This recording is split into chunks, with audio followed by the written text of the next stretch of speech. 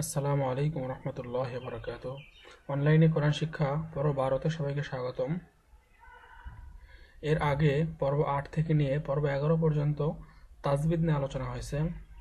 আজকে ইনশাআল্লাহ পর্ব 7-এ যেখানে আলোচনা শেষ হয়েছিল ঠিক ওখান থেকে আজকে আলোচনা শুরু করব। তাহলে চলুন আলোচনা শুরু করা যাক। এর আগ পর্যন্ত পর্ব 7 আলোচনা হয়েছিল। এখন আজকে আমরা শিখব কিভাবে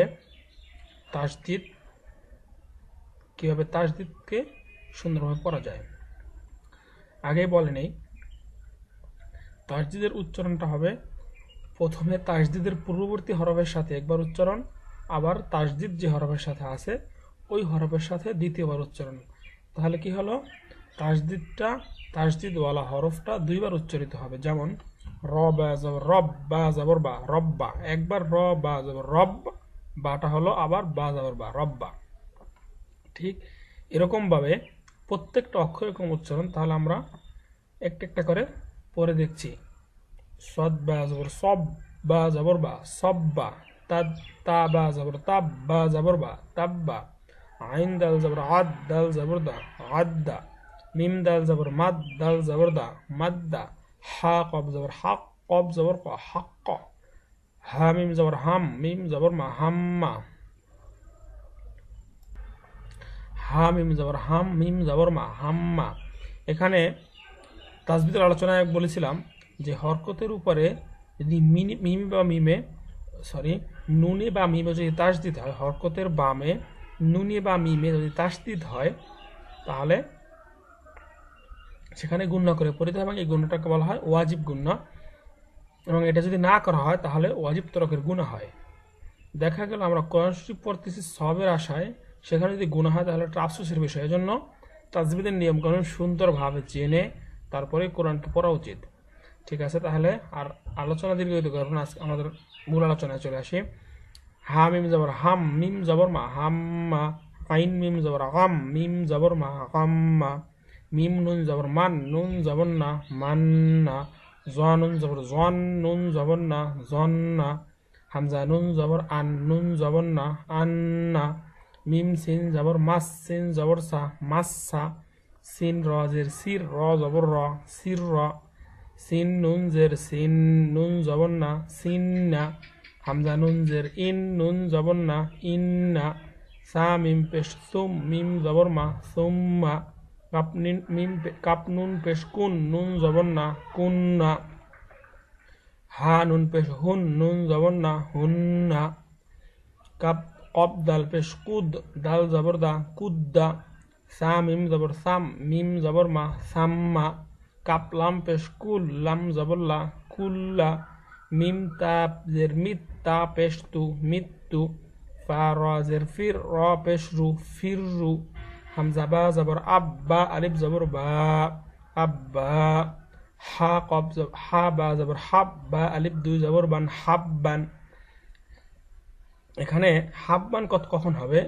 যখন কোনো আয়াতের মাঝখানে বা লাইনের মাঝখানে হবে তখন হাব্বান হয়ে মিলিয়ে পড়তে হবে। কিন্তু আমরা থামি, এখানে আরেকটা তাজবিদের নিয়ম আছে, যেটাকে বলা হয় মধ্যে রেওয়াজ। অর্থাৎ যদি কোনো হরফের উপরে দুই জবর থাকে, অনলি দুই জবর, তাহলে যদি ওখানে থামা হয় অর্থাৎ ওয়াকফ করা হয়, তখন ওই হরফটাকে এক আলিফ পরিমাণে বৃদ্ধি করিয়া পড়া হয়। এটাকে বলা হয় দেওয়াজ। যেমন হা বা জবর হাব্বা, আলিফ জবর বান, হাব্বান ছিল। থামি তাহলে কি হবে? হাব্বা, একেবারে টান। ঠিক একইভাবে এই লাইনের যতগুলো আছে প্রত্যেকটা নিচের লাইনেও, এই তিনটা লাইনে এই পর্যন্ত, এ থেকে নিয়ে এই পর্যন্ত প্রত্যেকটা এরকম ভাবে আছে। হা কব জবর হাক ক, আলিফ দুই জবর কন, হাক কন, কিন্তু থামলে হবে হাক ক। সৎফা জবর সফা, আলিফ দুই জবর ফান, সফান। যদি লাইনের মাঝখানে আসে তাহলে সফান, শেষে আসলে যদি থামি তাহলে সফা। হা দাল জবর হাদ, দাল আলিফ দুই জবর দান, হাদ দান। আমি থামছি না, সঠিক উচ্চারণটাই পড়ছি। আপনারা যদি লাইনের মাঝখানে পাবেন, আর যদি লাইনের শেষে আসে বা আয়াতের শেষে আসে তাহলে একালের করে টান দিয়ে পড়বেন। যেমন হামজা ঝা জবর আজ, ঝা আলিফ দুই জবর জান, আজ জান। আর শেষে আসলে এরকম আযহা, মিম দাল জবর মাদ, দাল আলিফ দুই জবর দান, মাদ্দান। র বা র জবর বার, র আলিফ দুই জবর রান, বাররান। সদ কফ হা র জবর ফার, র আলিফ দুই জবর রান, ফাররান। র জিম জবর রজ, জিম আলিফ দুই জবর জান, রজ্জান। বা সিন জবর বাস, সিন আলিফ দুই জবর সান, বাসান। শিন কফ জবর শাক, কফ আলিফ দুই জবর কন, শাক্কন। গইন ইয়া জবর গই, ইয়া আলিফ দুই জবর ইয়ান, গইয়ান। হামজা দাল জের ইদ, দাল আলিফ দুই জবর দান, ইদ্দান। ওয়াদ দাল জের গিদ, দাল আলিফ দুই জবর দান, দিদ্দান। সবথেকে বেশি খেয়াল যেটা করতে হবে সেটা হলো হরফের উচ্চারণ এবং তাজবিদের নিয়ম আদায় হচ্ছে কিনা, তাহলে আপনার কোরআন তেলাওয়াত অনেক সুন্দর হবে। হামজা আইন ঝা জের ইজ, ঝা আলিফ দুই জবর জান, ইজ্জান। ওয়াও দাল পেশ উদ, দাল আলিফ দুই জবর দান, উদ্দান। হা জিম জবর হাজ, জিম দুই জের জিন, হাজ্জিন। শিন কাপ জবর শাক, কাপ দুই জের কিন, শাক্কিন। হা লাম জের হিল, লাম দুই পেশ লুন, হিল্লুন। কাপ লাম পেশ কুল, লাম দুই পেশ লুন, কুল্লুন। দত্রা পেশ দুর, র দুই পেশ রুন, দুররুন।